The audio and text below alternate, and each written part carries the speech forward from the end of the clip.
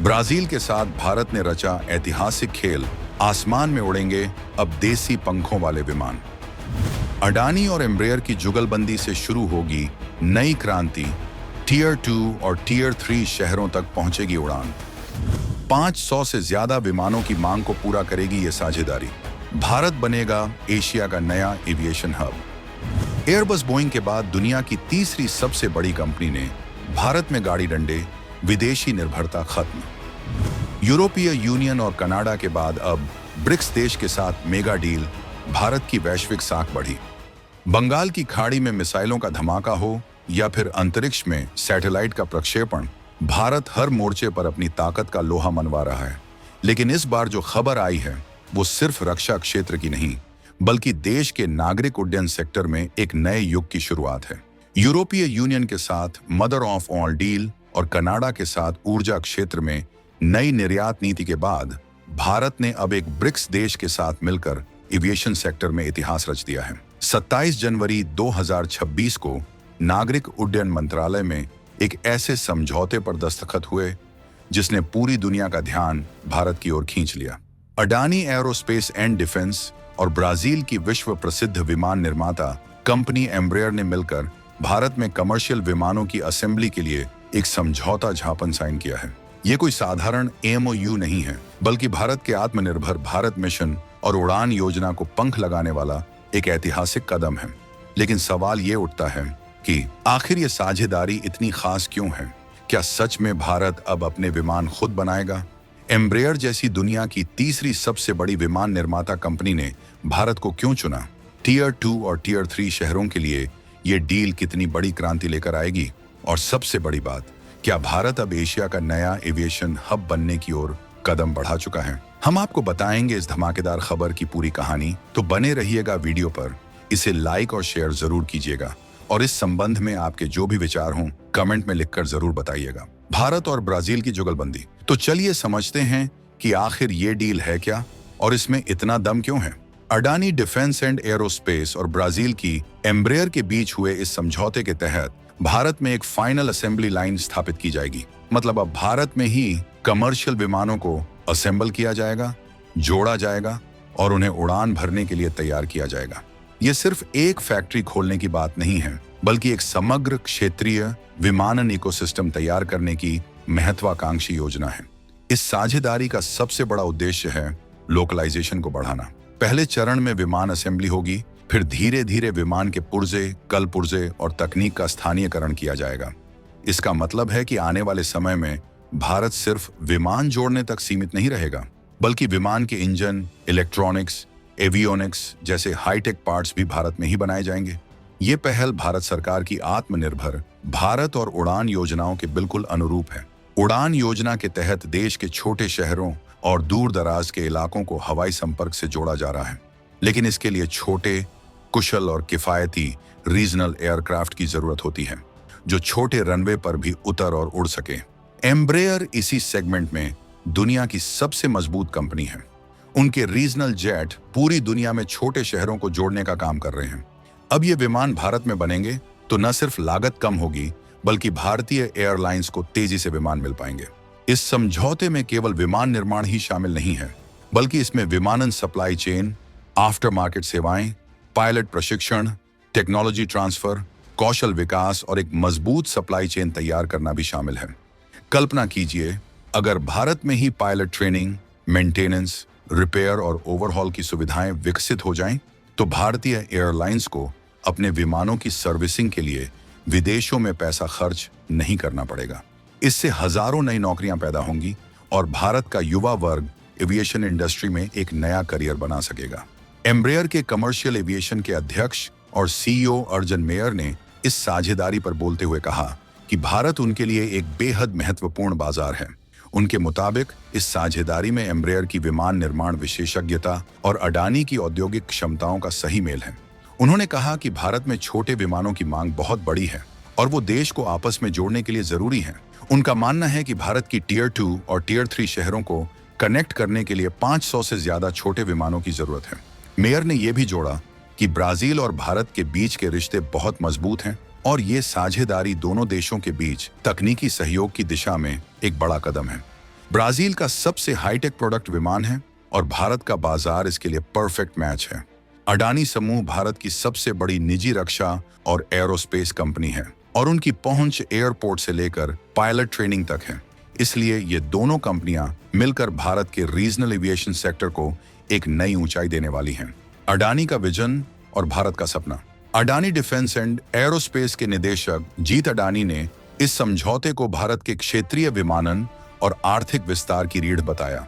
उन्होंने कहा कि भारत दुनिया का सबसे तेजी से बढ़ता एविएशन मार्केट है, फिर भी लाखों लोग टियर 2 और टियर 3 शहरों में हवाई संपर्क से वंचित हैं।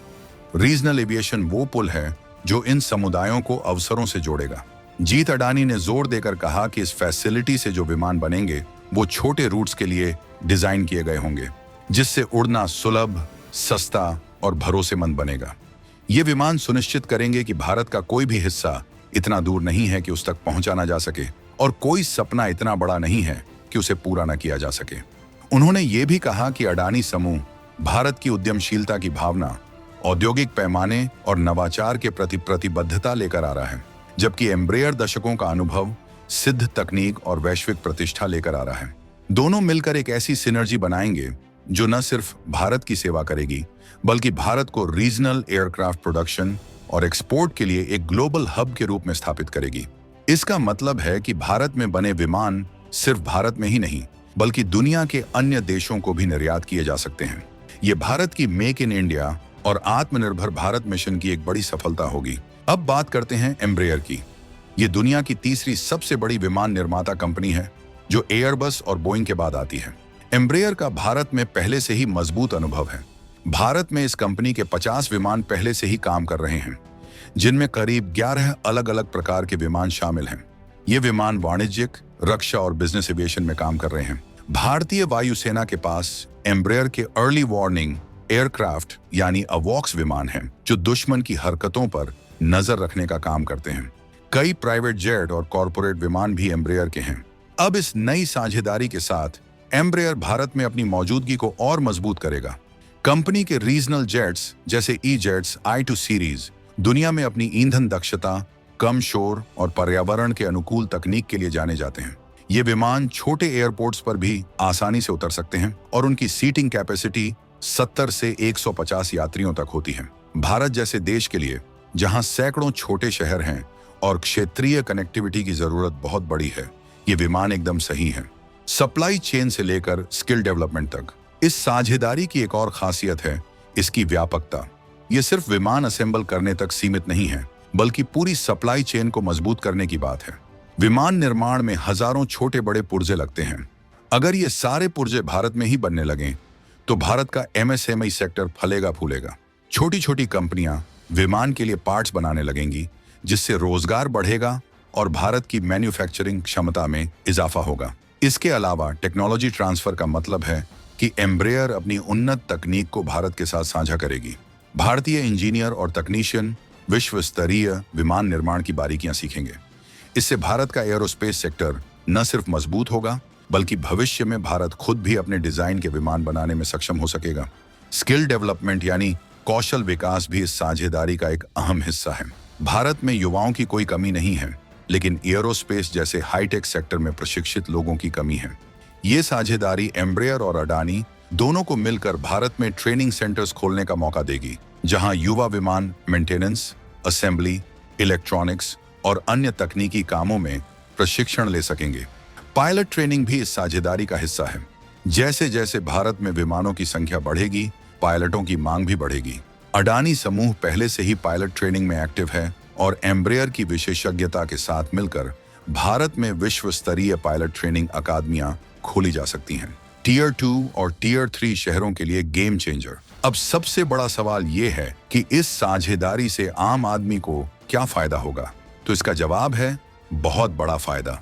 भारत सरकार की उड़ान योजना का मकसद ही है कि छोटे शहरों और दूर दराज के इलाकों को हवाई संपर्क से जोड़ा जाए, लेकिन इसके लिए छोटे, किफायती और कुशल विमानों की जरूरत होती है। अभी तक भारत इन विमानों के लिए विदेशों पर निर्भर था, लेकिन अब जब ये विमान भारत में ही बनेंगे तो उनकी कीमत कम होगी, उनकी मेंटेनेंस आसान होगी और उन्हें जल्दी मिल पाएंगे। मान लीजिए अगर आप झारखंड के रांची में रहते हैं और आपको ओडिशा के भुवनेश्वर जाना है। अभी आपको पहले दिल्ली या कोलकाता जाना पड़ेगा और वहां से कनेक्टिंग फ्लाइट लेनी पड़ेगी। लेकिन अगर रीजनल एयरक्राफ्ट की संख्या बढ़ गई तो रांची से भुवनेश्वर की सीधी उड़ान हो सकती है। इससे आपका समय बचेगा, पैसे बचेंगे और यात्रा आरामदायक होगी। ये सिर्फ यात्रियों के लिए नहीं बल्कि कारोबार के लिए भी बड़ा फायदा है। छोटे शहरों में बिजनेस बढ़ेगा, पर्यटन बढ़ेगा और स्थानीय अर्थव्यवस्था मजबूत होगी। एयरपोर्ट्स के आसपास नई नौकरियां पैदा होंगी, होटल खुलेंगे, रेस्तरां खुलेंगे और लोगों की आमदनी बढ़ेगी। एम्ब्रेयर के सीईओ अर्जुन मेयर ने भी कहा कि भारत में छोटे विमानों की मांग 500 से ज्यादा है। ये आंकड़ा बताता है कि भारत का रीजनल एविएशन मार्केट कितना बड़ा है। अगर ये सारे विमान भारत में ही बनने लगे तो देश को हर साल अरबों डॉलर की बचत होगी और हजारों नई नौकरियां पैदा होंगी। इस डील ने वैश्विक स्तर पर भारत की साख को और मजबूत किया है। पहले यूरोपीय यूनियन के साथ mother of honour deal sign हुई, जिसमें ट्रेड और टेक्नोलॉजी पर सहयोग शामिल था। फिर कनाडा के साथ एनर्जी सेक्टर में नई एक्सपोर्ट नीति आई और अब ब्राजील के साथ एविएशन सेक्टर में ये ऐतिहासिक साझेदारी। ये सब इस बात का सबूत है कि भारत अब दुनिया में एक गंभीर और विश्वसनीय साझेदार के रूप में उभर रहा है। ब्रिक्स देशों के बीच सहयोग की ये एक मिसाल है। ब्राजील और भारत दोनों ही विकासशील देश हैं और दोनों की अर्थव्यवस्थाएं तेजी से बढ़ रही हैं। दोनों देशों के बीच तकनीकी सहयोग बढ़ने से न सिर्फ उनकी अपनी ताकत बढ़ेगी बल्कि पूरे ब्रिक्स ब्लॉक को मजबूती मिलेगी। भारत अब सिर्फ एक बाजार नहीं रह गया है बल्कि एक मैन्युफैक्चरिंग हब बन रहा है। दुनिया की बड़ी कंपनियां भारत में निवेश कर रही हैं क्योंकि यहाँ सस्ता और कुशल श्रम है, बड़ा बाजार है और सरकार की नीतियां भी निवेश के लिए अनुकूल हैं। अडानी और एम्ब्रेयर की ये साझेदारी इस बात का सबूत है कि भारत अब हाईटेक इंडस्ट्री में भी अपनी पकड़ मजबूत कर रहा है।